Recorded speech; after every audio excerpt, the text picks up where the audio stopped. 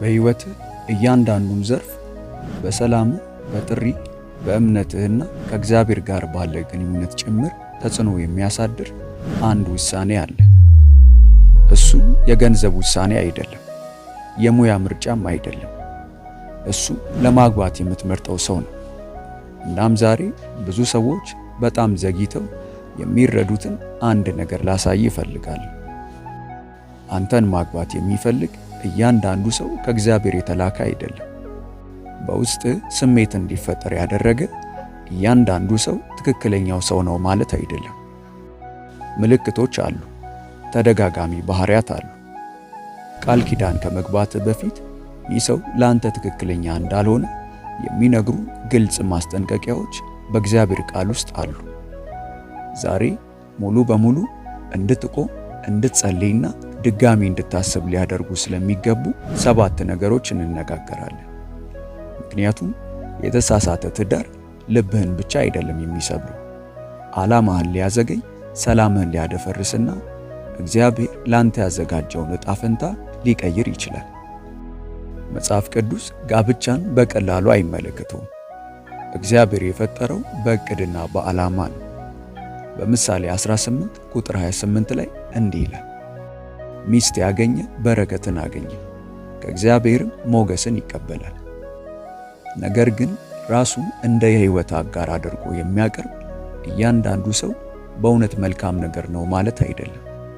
እኛ አማኞች እንደመሆናችን መጠን ከብቸኝነት፣ ከጫና ወይም ጊዜ ያለቀብኝ ነው ከሚል ፍርሃት የተነሳ እንድናገባ አልተጠራንም። እኛ የተጠራነው በማስተዋል እንድናገባ ነው። ያ ማስተዋል ደግሞ የሚጀምረው ምን መፈለግ እንዳለብን እና ከምን መሸሽ እንዳለብን በማወቅ ነው። እንደተለመደው ቪዲዮውን ላይክ አድርገው በመጀመር አብረውን ያገልግሉ። ለቻናሉ አዲስ ከሆኑ ደግሞ ሰብስክራይብ በማድረግ ቤተሰብ ይሁኑ። አሁን በቀጥታ ወደ መልእክቱ እንለፍ።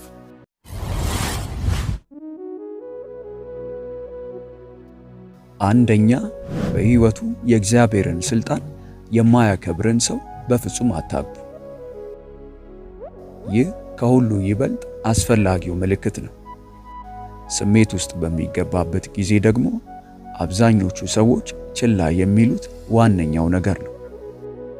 በጣም ግራ ተጋብታ ወደ እኔ የመጣችን አንዲት ወጣት በግልጽ አስታውሳታለሁ። ከአንድ ወንድ ጋር ለ2 ዓመታት በፍቅር ግንኙነት ውስጥ ነበረች።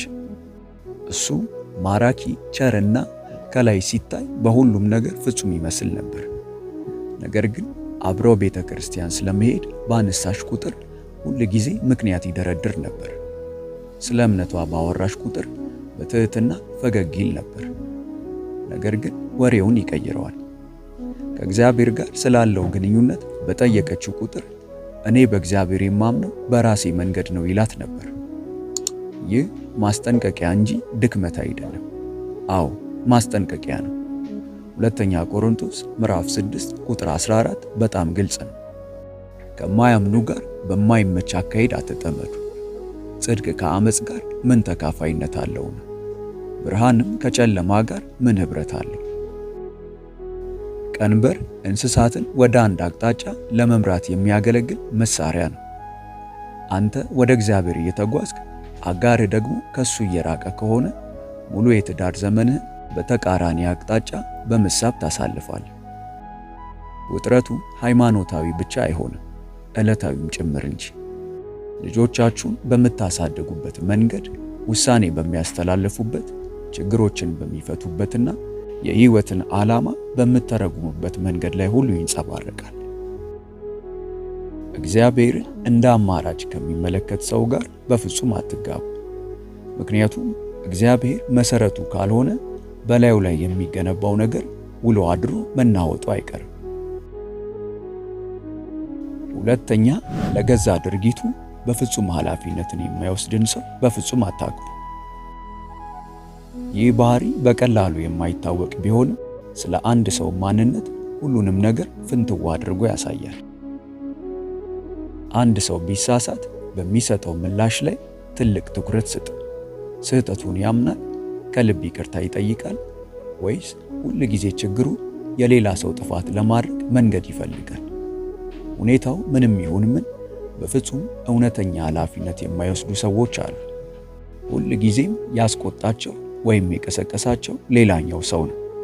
ሁል ጊዜም ጥፋቱ የተፈጠረው ባለፈው ታሪካቸው ምክንያት ነው። ሁል ጊዜም ከቁጥጥራቸው ውጪ በሆኑ ሁኔታዎች ሳቢያ ነው። እስቲ በዚህ ላይ አስቡበት። ከዚህ ሰው ጋር 10 ዓመታትን ታሳልፋላችሁ። የገንዘብ ጭንቀትን፣ ማጣትን፣ የጤና እክሎችን፣ አለመግባባቶችንና የእውነተኛ አስቸጋሪ ጊዜያትን ትጋፈጣላችሁ። በእነዚያ እያንዳንዱ ጊዜያት ደግሞ ተሳስቻለሁ፣ አዝናለሁ፣ ይህንን አብረን እንዴት ማስተካከል እንችላለን ማለት የሚችል የህይወት አጋር ያስፈልጋችኋል። አሁን በግንኙነቱ ቀላሉ ወቅት ላይ ይህንን ማድረግ ካልቻሉ በትዳር ውስጥ በፍጹም አያደርጉትም።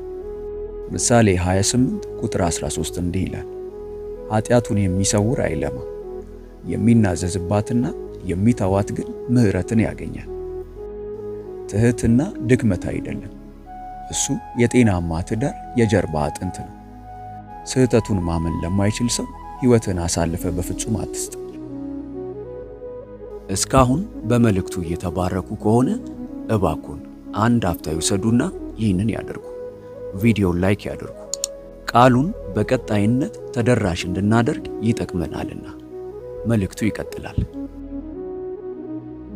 ሶስተኛ፣ ንቀት የሚያሳያችሁን ሰው በፍጹም አታግቡ። ቃል በቃል ንቀትና ቁጣ አንድ አይደሉም። ሁሉም ሰው ይቆጣል።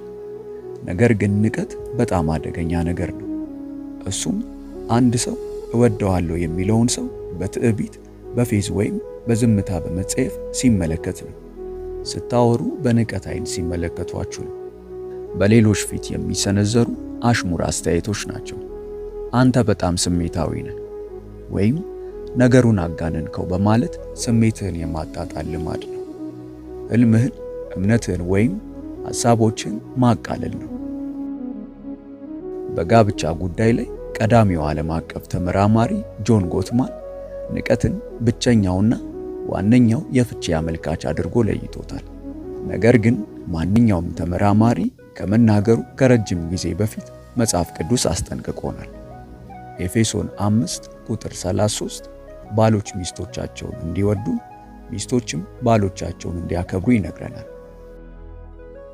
ፍቅርና መከባበር የጋብቻ መንታ ምሰሶዎች ናቸው። ንቀት ባለበት ፍቅር ይሞታል።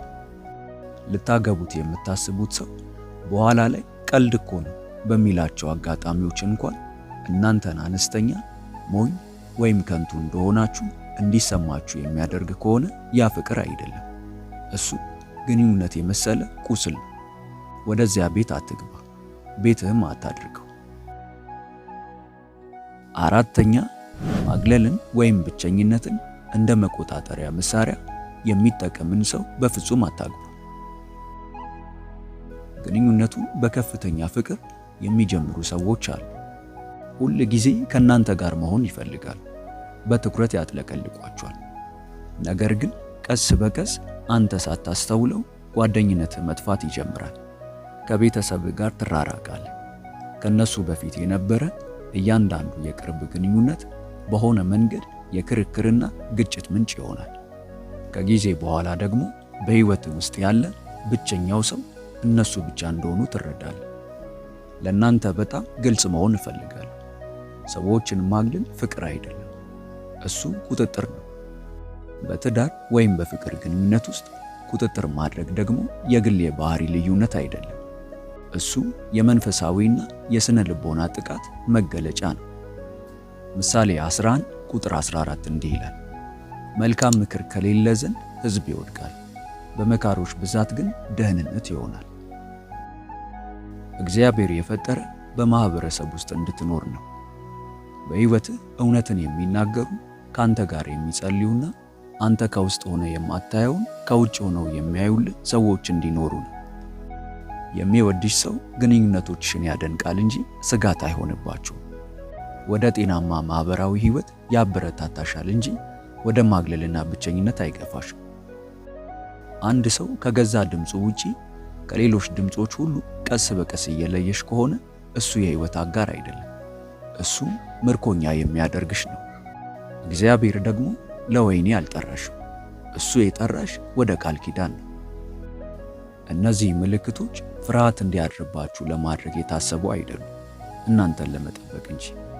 የወደፊት ሕይወታችሁን ለመጋረድና እስማማለሁ ስትሉ አይኖቻችሁ ተገልጠው መንፈሳችሁ በሰማያዊ ሰላም ተሞልቶና በውሳኔያችሁ ላይ የእግዚአብሔር ሙሉ በረከት እንዳለ እርግጠኛ እንድትሆኑ ለማድረግ ነው። ይህ መልእክት በእውነት መንፈስዎን የሚነካውት ከሆነ ዛሬውኑ ይጀምሩ። በኮመንት መስጫው ላይ እግዚአብሔር ለኔ ባቀደው ነገር ላይ አልቸኩልበትም የሚለውን መልእክት ያስቀምጡልን፣ እናየዋለን። መልእክቱ አላለቀም። ቀሪዎቹን 3 ምልክቶች በቀጣዩ ቪዲዮአችን ይዘንላችሁ እንድንቀርብ የምትፈልጉ ከሆነ በኮመንት መስጫው ላይ ይቀጥል የሚለውን መልእክት ያስቀምጡልን። ቪዲዮውን ላይክ እና ለወዳጆ ሼር በማድረግ አብረውን ያገልግሉ። ለቻናሉ አዲስ ከሆኑ ደግሞ ሰብስክራይብ በማድረግና የደውል ምልክቷን በመጫን ቤተሰብ ይሁኑ። በቀጣይ በአዲስ ቪዲዮ እስከምንገናኝ ሰላም ሁኑ። ሆሊቲዩብ ኢትዮጵያ ዩቲዩብ ቻናል ተባርካችኋል። በይበልጥ በመንፈሳዊ ሕይወቶ እጅግ የሚበረቱባቸውና መንፈሳዊ ረሃቡን የሚጨምሩ ትምህርቶች እንዲሁም የጸሎት አገልግሎት በየቀኑ እንዲደርሱ ሰርቫንት መልካሙን ጌታ በማለት የፌስቡክ እንዲሁም የቲክቶክ አካውንታችንን እንዲሁም ሆሊቲዩብ ኢትዮጵያ ብለው ሰርች በማድረግ የቴሌግራም ቻናላችንን ይቀላቀሉ። ተባርካችኋል።